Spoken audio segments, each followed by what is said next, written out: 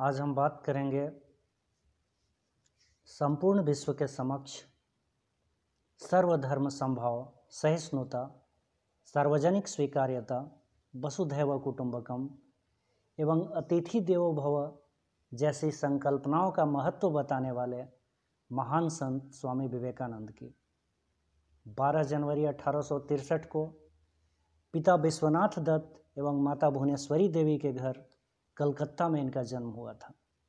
इनके बचपन का नाम रखा गया नरेंद्रनाथ दत्त। बालक नरेंद्र पर अपनी माता की धार्मिक प्रवृत्ति का बहुत गहरा असर पड़ा। ईश्वर के ज्ञान की लालसा में बेचैन मन की शांति के लिए इन्होंने संत रामकृष्ण परमहंस की शरण ली। परमहंस स्वामी जी ने इनके योग्यता की परीक्षा करते हुए स्पष्ट कहा, आप कोई साधारण व्यक्ति नहीं हैं, बल्कि ईश्वर ने आपको सभी मानव जाति के कल्याण के लिए भेजा है। सन 1884 ईस्वी में अपने पिता की मृत्यु के बाद नरेंद्र ने संन्यास के मार्ग पर चलने का निश्चय किया, लेकिन गुरु रामकृष्ण परमहंस ने उन्हें कहा कि साधारण तपस्वियों की तरह अपना कीमती जीवन व्यर्थ न गवाएं। ईश्वर को देखना है तो मनुष्य की सेवा करो। स्वामी जी ने अपने गुरु के आदेश का पालन करते हुए अपना जीवन दुखी, निर्धनों और रोगियों की निस्वार्थ सेवा में समर्पित कर दिया। सन 1891 में खेतड़ी के महाराजा अजीत सिंह के द्वारा इनका नाम नरेंद्र से बदलकर विवेकानंद कर दिया गया। इसके बाद से ये स्वामी विवेकानंद के नाम से ही मशहूर हुए। अजीत सिंह ने ही इन्हें वित्तीय सहायता प्रदान कर 1893 में आयोजित विश्व धर्म सम्मेलन में जाने हेतु प्रोत्साहित किया। स्वामी जी ने स्वाध्याय के द्वारा वेद, वेदांत, दर्शन, विज्ञान, सामाजिक विज्ञान, इतिहास, कला और साहित्य जैसे विषयों में महारत हासिल कर ली थी। सन्यासी बनकर ईश्वर की खोज में निकले स्वामी जी के जीवन में एक ऐसा भी दौर आया जब इन्होंने संपूर्ण विश्व को हिंदुत्व और अध्यात्मवाद से परिचित कराया। तारीख 11 सितंबर 1893 जब अमेरिका के शिकागो शहर में विश्व धर्म संसद का आयोजन किया गया था, बड़ी कठिनाइयों के बाद जब इन्हें पार्लियामेंट ऑफ वर्ल्ड रिलीजन में संबोधित करने का अवसर मिला, तो इनके संबोधन मात्र से ही आर्ट इंस्टीट्यूट ऑफ शिकागो का कोलंबस हॉल लगातार 2 मिनट तक तालियों की गड़गड़ाहट से गूंजता रहा। इनके भाषण का महत्वपूर्ण अंश इस प्रकार है। अमेरिकी भाइयों और बहनों, आपने जिस स्नेह के साथ मेरा स्वागत किया है, उससे मेरा दिल भर आया है। मैं दुनिया के सबसे प्राचीन संत परंपरा और सभी धर्मों की जननी की तरफ से धन्यवाद देता हूँ। सभी जातियों और संप्रदायों के लाखों करोड़ों हिंदुओं की तरफ से मैं आपका आभार व्यक्त करता हूँ। मैं इस मंच पर बोलने वाले कुछ वक्ताओं का भी धन्यवाद करना चाहता हूँ, जिन्होंने यह जाहिर किया कि दुनिया में सहिष्णुता का विचार पूरब के देशों से फैला है। मुझे गर्व है कि मैं उस धर्म से हूँ जिसने दुनिया को सहिष्णुता, सार्वभौमिक स्वीकृति का पाठ पढ़ाया है। हम सिर्फ सार्वभौमिक सहिष्णुता पर ही विश्वास नहीं करते, बल्कि हम सभी धर्मों को सच के रूप में स्वीकार करते हैं। मुझे गर्व है कि मैं उस देश से हूँ जिसने धर्मों और सभी देशों के सताए लोगों को अपने यहाँ शरण दी है। हमने अपने दिल में इज़राइल की पवित्र यादें संजो कर रखी हैं, जिनमें उनके धर्म स्थलों को रोमन हमलावरों ने तहस नहस कर दिया था और फिर जिन्होंने दक्षिण भारत में शरण ली। मुझे गर्व है कि मैं एक ऐसे धर्म से हूँ जिसने पारसी धर्म के लोगों को शरण दी और लगातार अब भी दे रहे हैं। मैं इस मौके पर वह श्लोक सुनाना चाहता हूँ जिसको मैंने बचपन में याद किया था। रुचिनां वैचित्र्या ब्रिजकुटिल वानान पथः जुसाम नृणान मेको गमस्य त्वमसि पयसा मर्णव इव। जैसे अलग अलग जगहों से निकली हुई नदियाँ अलग अलग रास्तों से होकर अंततः समुद्र में मिल जाती हैं, ठीक उसी तरह मनुष्य अपनी इच्छा से अलग अलग रास्ते चुनता है। ये रास्ते देखने में भले ही भिन्न हों, लेकिन ये सब ईश्वर तक ही जाते हैं। वर्तमान सम्मेलन, जो कि आज तक की सबसे पवित्र सभाओं में से एक है, वह अपने आप गीता में कहे गए इस उपदेश का प्रमाण है। जो मुझ तक आता है, चाहे जैसा भी हो, मैं उस तक पहुंचता हूं। लोग अलग अलग रास्ते चुनते हैं, परेशानियां झेलते हैं, लेकिन अंत में मुझ तक ही पहुंचते हैं। सांप्रदायिकता, कट्टरता और इसके भयानक वंशजों के धार्मिक हठ ने लंबे समय से इस खूबसूरत धरती को जकड़ रखा है। उन्होंने इस धरती को हिंसा से भर दिया है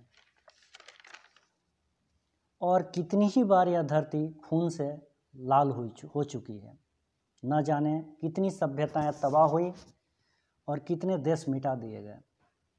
यदि ये खौफनाक राक्षस नहीं होते तो मानव समाज कहीं ज़्यादा बेहतर होता, जितना कि अभी है।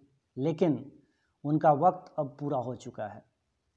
मुझे उम्मीद है कि इस सम्मेलन का बिगुल सभी तरह की कट्टरता, हठधर्मिता और दुखों का विनाश करने वाला होगा, चाहे तलवार से हो या फिर कलम से।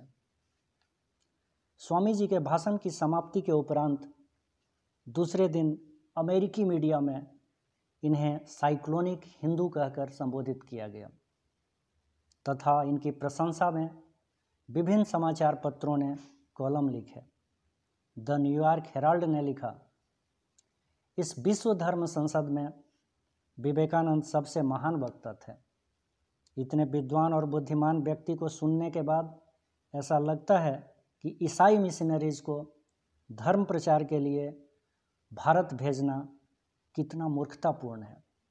राजगोपाल चट्टोपाध्याय अपनी किताब the Swami Vivekananda of India a biography में द न्यूयॉर्क क्रिटिक मैगजीन के एक लेख का उल्लेख करते हुए बताते हैं कि इस मैगजीन ने लिखा था, कई लोगों ने बहुत अच्छा भाषण दिया, लेकिन एक हिंदू साधु ने विश्व धर्म संसद में इस विषय के बारे में जिस तरह लोगों के सामने अपनी बात रखी, उसे बयान करने के लिए उसके पास शब्द नहीं है।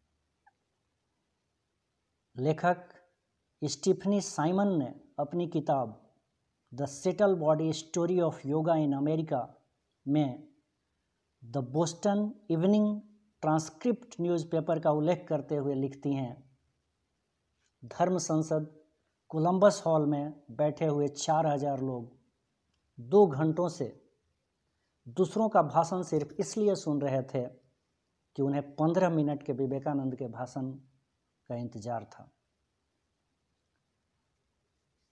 स्वामी जी के अनमोल विचार आज भी बहुत ही प्रासंगिक हैं।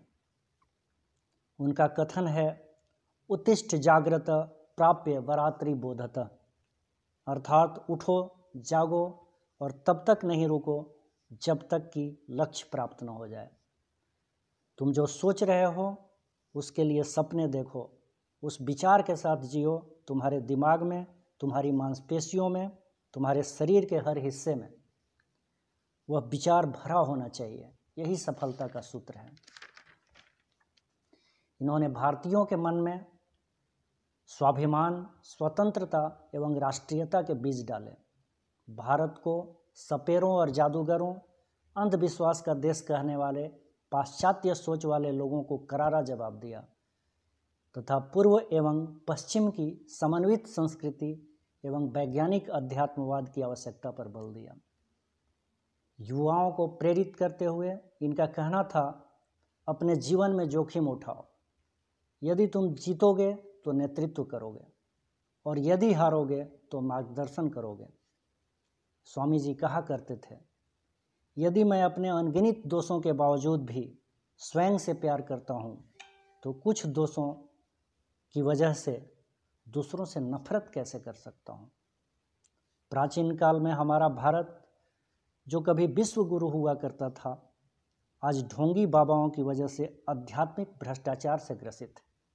स्वामी जी का मानना था, कोई भी आपको आध्यात्मिक नहीं बना सकता, सबसे बड़ा शिक्षक आपकी अंतरात्मा है। स्वामी जी ने अपने गुरु रामकृष्ण परमहंस के आदर्शों के अनुरूप सन 1897 में कोलकाता में रामकृष्ण मिशन की स्थापना की, जिसका उद्देश्य साधु सन्यासियों को संगठित कर समाज सेवा करना था। इनका मुख्य उद्देश्य ध्येय वाक्य था, आत्मनो मोक्षार्थ जगत हिताय च, अर्थात मानव सेवा ही ईश्वर की सेवा है। इस संस्थान ने आध्यात्मिकतावाद एवं वेदांत के सिद्धांत से हिंदू धर्म की प्रतिष्ठा स्थापित की। स्वामी जी के बाद इस संस्थान को आगे चलाने वाली इनकी शिष्या सिस्टर निवेदिता ने इनके कार्यों को आगे बढ़ाया। रामकृष्ण मिशन को कल्याणकारी कार्य के लिए 1996 ईस्वी में डॉक्टर अंबेडकर पुरस्कार एवं 1998 में अंतर्राष्ट्रीय गांधी शांति पुरस्कार से भी सम्मानित किया जा चुका है। स्वामी जी ने 1896 ईस्वी में अंग्रेजी भाषा में प्रबुद्ध भारत एवं बंगाली भाषा में उद्बोधन नामक पत्रिका का प्रकाशन भी किया। इनकी राष्ट्रवादी शिक्षाओं की प्रेरणा से कालांतर में भारतीय राष्ट्रीय आंदोलन में कई राष्ट्रभक्तों को जन्म दिया, जिनमें बाल गंगाधर तिलक, महात्मा गांधी, सुभाष चंद्र बोस, भगत सिंह इत्यादि प्रमुख हैं। महात्मा गांधी ने लिखा था, स्वामी जी के विचारों को गहराई से समझने के बाद मेरे मन में देश के प्रति 1000 गुना प्रेम बढ़ गया है। सुभाष चंद्र बोस तो स्वामी जी को अपना आध्यात्मिक गुरु मानते थे। प्रसिद्ध फ्रेंच विचारक रोमा रोला ने स्वामी जी की प्रशंसा करते हुए लिखा है, यदि आप भारत के महत्व को जानना चाहते हैं तो केवल एक व्यक्ति को पढ़ लीजिए, जिसका नाम है विवेकानंद। तत्कालीन परिवेश में भारत के युवाओं को चारित्रिक मजबूती प्रदान करने के लिए स्वामी जी के जीवन की 2 घटनाएं अनुकरणीय है। पहला, जब स्वामी जी अमेरिका में थे तब कुछ लोग उनके पहनावे का मजाक उड़ा रहे थे। इसके जवाब में स्वामी जी ने कहा, you are from the country where tailor makes a man, but I am from the country where character makes a man. दूसरा, ऐसा कहा जाता है कि एक बार उनके व्यक्तित्व से आकर्षित होकर एक विदेशी महिला ने इनसे विवाह का प्रस्ताव रखा तथा बताया कि वह विवेकानंद जैसा ही संतान चाहती है। इसके जवाब में स्वामी जी ने उस महिला को माता कह के संबोधित किया और बोले, आज से मैं आपका ही पुत्र हूँ। भारत माता के ऐसे महान सपूत जिनके विचारों की प्रासंगिकता और महत्व अनंत काल तक बना रहेगा। 4 जुलाई 1902 ईस्वी को बेलूर मठ कोलकाता में स्वामी जी का स्वर्गवास हो गया। ऐसे महात्मा की कभी मृत्यु नहीं होती, ये कभी मृत्यु को प्राप्त नहीं होते, अतः ये प्रत्येक भारतीयों के हृदय में हमेशा जीवंत रहेंगे।